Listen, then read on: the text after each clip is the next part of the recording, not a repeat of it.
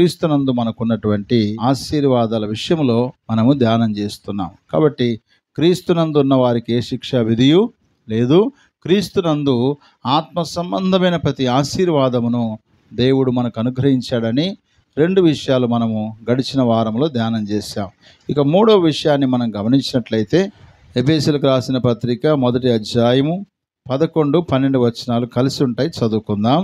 మరియు క్రీస్తునందు ముందుగా నిరీక్షించిన మనము తన మహిమకు కీర్తి కలుగజేయవలనని దేవుడు తన చిత్త ప్రకారమైన సంకల్పమును బట్టి మనలను ముందుగా నిర్ణయించి ఆయనందు స్వాస్థ్యముగా ఏర్పరచెను.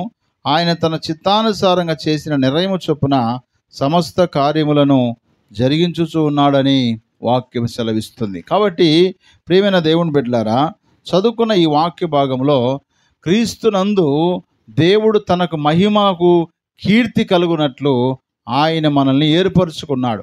దేవుడు మనల్ని ఎలా ఏర్పరచుకున్నాడు? క్రీస్తునందు తనకు మహిమా కీర్తి కలుగునట్లు ఆయన మనల్ని ఏర్పాటు చేసుకున్నాడు. వాస్తవంగా మనము ఏర్పాటు చేయబడవలసిన వారమేమి కాదు. వాస్తవంగా దేవుడు ఎన్నుకోవడానికి అర్హత కలిగిన వారం అసలే కాదు. కానీ మనల్ని దేవుడు ఎన్నుకున్నాడు, దేవుడు ఏర్పరచుకున్నాడు. ఎవరినందు అనగా క్రీస్తునందు ఆయన మనల్ని ఏర్పరచుకున్నాడు. అందుకోసమే 1 పేతురు పత్రిక 2వ అధ్యాయము 9వ వచనంలో ఈ మాట రాయబడింది. అయితే మీరు చీకటిలో నుండి ఆశ్చర్యకరమైన తన వెలుగులోనికి మిమ్మును పిలిచిన వాని గుణాతిశయములను ప్రచురము చేయి నిమిత్తము ఏర్పరచబడిన వంశమును, రాజులైన యాజక సమూహమును, పరిశుద్ధ జనమును, దేవుని సొత్తైన ప్రజలనై ఉన్నారు అని పేతురు భక్తుడు జ్ఞాపకం చేస్తూ ఉన్నాడు. అనగా దేవుడు క్రీస్తునందు మనల్ని ఎందుకోసం ఏర్పాటు చేసుకునంటే దేవునికి కీర్తి కలుగులాగున, దేవునికి మహిమ కలుగులాగున ఆయన మనల్ని ఏర్పరచుకున్నాడని చెబుతూ పేతురు భక్తుడు ఏమంటున్నాడంటే, మనం ఒకప్పుడు చీకట్లో ఉన్న వారిని, కానీ తన ఆశ్చర్యకరమైన వెలుగులోనికి ఆయన మనల్ని పిలుచుకున్నాడు గనక ఆ పిలుచుకున్న వాని యొక్క గుణాతిశయములను ప్రచురము చేయి నిమిత్తమే మనల్ని ఏర్పాటు చేసుకున్నాడంట. అనగా ప్రతి ఒక్క విశ్వాసి, క్రీస్తునందు నివాసం చేస్తున్న వారు, క్రీస్తునందు బ్రతుకుతున్న ప్రతి విశ్వాసి కూడా దేవుని గుణాతిశయములను ప్రచురము చేయాలి. దేవుడు ఇలాంటి వాడు అని మన యొక్క ఆధ్యాత్మిక జీవితం ద్వారా, మన మాదిరికరమైన జీవితం ద్వారా ఇతరులకు మనం ఏం చేయాలి? ప్రచురము చేయాలి. కొట్లాడుతూ మా దేవుడు ఇలాంటి వాడని చెప్పలేం కదా. సమాధాన పరుస్తే దేవుని పిల్లలు కాబట్టి దేవుడు సమాధాన పరిచేవాడని ఇతరులకు అర్థమవుతుంది. కాబట్టి దేవుని యొక్క గుణాలను మనము ప్రచురం చేయాలి అని అంటే దేవుని గుణాలు మనలో ఉండాలి కదా. దేవుని గుణాలు మనలో లేకుండా దేవుని గుణాలు ఎలా ప్రచురం చేస్తాం? కాబట్టి దేవుని యొక్క గుణగణాలు ఏమిటో వాటిని ప్రచురం చేయట కొరకై ఆయన మనల్ని ఏర్పాటు చేసుకున్నాడు. ఏ విధంగా ఏర్పాటు చేసుకున్నాడనంటే ఎఫెసీ పత్రిక 1వ అధ్యాయం 4వ వచనం నుంచి, ఎట్లనగా తన ప్రియుని యందు తాను ఉచితంగా మనకు అనుగ్రహించిన తన కృపా మహిమకు కీర్తి కలుగునట్లు తన చిత్త ప్రకారమైన దయా సంకల్పము చొప్పున యేసుక్రీస్తు ద్వారా తనకు కుమారులుగా స్వీకరించుటకై మనలను ముందుగా తన కోసము నిర్ణయించుకొని మనము తన ఎదుట పరిశుద్ధులమును నిర్దోషులమై ఉండవలనని జగత్ పునాది వేయబడక మునిపే ప్రేమ చేత ఆయన క్రీస్తులో మనలను ఏర్పరచుకొని రాయబడింది. హల్లెలూయా. ప్రేమ చేత, నిజంగా దేవుని ప్రేమ ఎంతగా మన మీద ఉందో మనం అర్థం చేసుకోవాలి. యోహాను సువార్త 3:16లో దేవుడు లోకమును ఎంతో ప్రేమించాడు. నిజంగా లోకంలో ప్రతి ఒక్కరిని ప్రేమించాడు దేవుడు. కానీ ఆ దేవుడు క్రీస్తునందు మనల్ని ఏం చేసుకున్నాడంటే తన ప్రేమ చేత ఆయన మనల్ని ఏర్పరచుకున్నాడు. దేవుని యొక్క ప్రేమ చేతనే మనల్ని ఏర్పరచుకున్నాడు. కానీ వాస్తవంగా మనలో ఎలాంటి అర్హతలు లేవు. 135వ కీర్తన 4వ వచనంలో కూడా ఇలాగంటాడు, యెహోవా తన కొరకు యాకోబును ఏర్పరచుకొనెను, తనకు స్వకీయ ధనముగా ఇశ్రాయేలును ఏర్పరచుకొనెను అని రాయబడి. యాకోబు ఎవరు, ఇశ్రాయేలు ఎవరు అని అంటే ఇద్దరు కూడా ఒకటే. యాకోబు అనగా మోసగాడు, మోసగానిని ఆయన ఏర్పరచుకున్నాడు. ఎందుకోసం అంటే తనకు స్వకీయ ధనముగా. అంటే వాస్తవంగా దేవుడు ఏర్పరచుకోవడానికి యాకోబు నిజంగా అర్హుడేనా? యాకోబు తన అన్నను మోసం చేసినవాడు.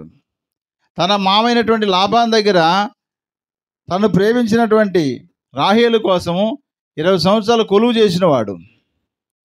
తన మామ చేత మోసపోయినవాడు. ఒంటరిగా కూర్చొని దేవునితో మగసిరి గలవాడై పోరాడినవాడు. ఇశ్రాయేలుగా మార్చబడక ముందు తన పేరు యాకోబే. యాకోబు మోసగాడైనప్పటికీ దేవుడు ఏర్పరచుకున్నాడంట. చూడండి, అంటే ఇక్కడ అర్థం చేసుకోవాలి, మనం కూడా పనికిరాని వారమే, మనం కూడా మోసగాలమే, మనం కూడా వేషధారులమే, మనం కూడా నిరుపయోగమైన వారమే. కానీ ఆయన మనల్ని ఏర్పరచుకున్నాడు. ఎవరినందు? క్రీస్తు యేసునందు ఏర్పాటు చేసుకున్నాడు. యాకోబునైతే దేవుడు స్వయానాన్ని ఏర్పరచుకున్నాడు.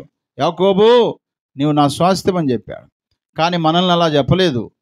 యాకోబు కాదు, లేక మనుషులు కాదు, లేక భక్తులు కాదు, కానీ స్వయాన దేవాది దేవుడైన ప్రభువైన యేసుక్రీస్తు వారు దేవుని కుమారుడికి లోకానికి వచ్చి క్రీస్తు యేసునందు ఆయన మనల్ని ఏర్పాటు చేసుకున్నాడు. మోసగాడైన యాకోబును దేవుడు తన స్వాస్థ్యంగా చేసుకున్నాడు. అందుకోసమే మనం కూడా ఎవరి స్వాస్థ్యము? దేవుని యొక్క స్వాస్థ్యం. అంటే పనికిరాని మనల్ని ఏర్పరచుకొని అంతటితో ఆగిపోలేదు, కానీ మనల్ని ఒక స్వాస్థ్యంగా ఆయన మనల్ని ఏర్పాటు చేసుకున్నాడు. ఇప్పుడు దేవుని యొక్క స్వాస్థ్యం ఎవరయ్యా అంటే విశ్వాసులమైన మనమే. క్రీస్తునందు ఎవరైతే నివాసం చేస్తున్నారో, క్రీస్తునందు ఎవరైతే బ్రతుకుతున్నారో వారు మాత్రమే దేవునికి స్వాస్థ్యము, లేకపోతే ఆస్తి అనే సంగతి మనం గుర్తించాలి. బైబిల్లో ఒక మాట ఉంది. ఏంటి ఆ మాట అంటే, మీరు మీ సొత్తు కాదు, విలువ పెట్టి కొనబడిన వారు గనక మీ దేహముతో దేవుని మహిమపరచండి అన్నాడు. హల్లెలూయా. యోహాను సువార్త 15:19 ప్రభువైన యేసయ్య చెప్పాడు, మీరు లోక సంబంధులైన యెడల లోకము తన వారిని స్నేహించును, అయితే మీరు లోక సంబంధులు కారు, నేను మిమ్మల్ని లోకములో నుండి ఏర్పరచుకొంటిని అన్నాడు. హల్లెలూయా. లోకములో ఉన్నవారు, నిజంగా ఒకప్పుడు మనం లోక సంబంధులే కదా, లోకం చెప్పినట్టు విన్న వాళ్ళమే కదా, లోకం చెప్పినట్టు ఎగిరిన వారమే కదా, లోకం చెప్పినట్టుగా లోకం పాడినట్టుగా పాడిన వారమే కదా, లోకాన్నే ప్రీతిగా చూసుకున్న వారం, లోకమే నా జీవితం అనుకున్న వారమే. లోకంలో చెడిపోయిన వారం మనం, లోకంలో పడిపోయిన వారమే, లోకాన్ని ఆకర్షించిన వారమే, లోకానికి ఆకర్షింపబడిన వారమే. లోకములో ఉన్నదంతా నేత్రాశ, శరీరాశ, జీవోపటమని వాక్యం సెలవిస్తుంది. లోకంతో స్నేహం చేయువారు దేవునికి వైరి అని రాయబడింది.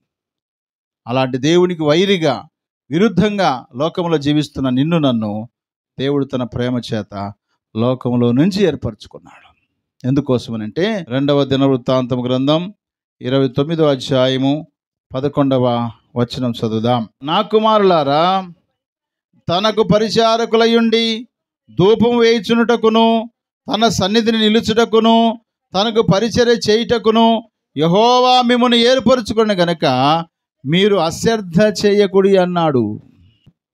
దేవుడు మనల్ని తన నామానికి కీర్తి కలుగుట కొరకై మనల్ని ఏర్పరచుకున్నాడు. ఎలాగనంటే దేవుడు తన ప్రేమ చేత ఏర్పాటు చేసుకున్నాడు.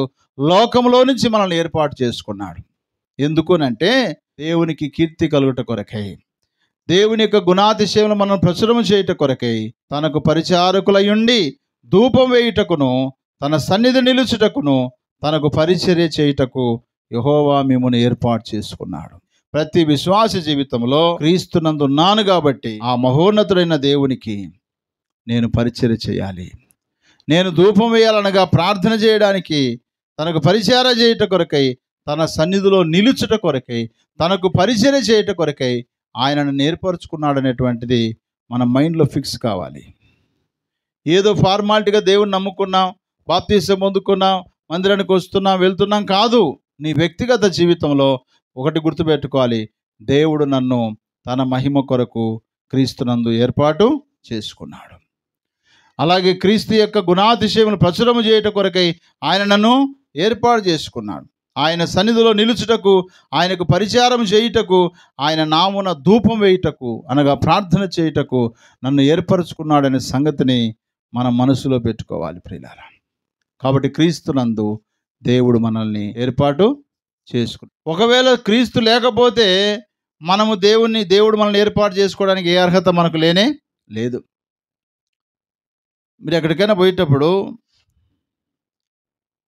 పెద్దలకు టికెట్లు ఉంటాయి, చిన్నపిల్లలకు కూడా టికెట్లు ఉంటాయి కదా.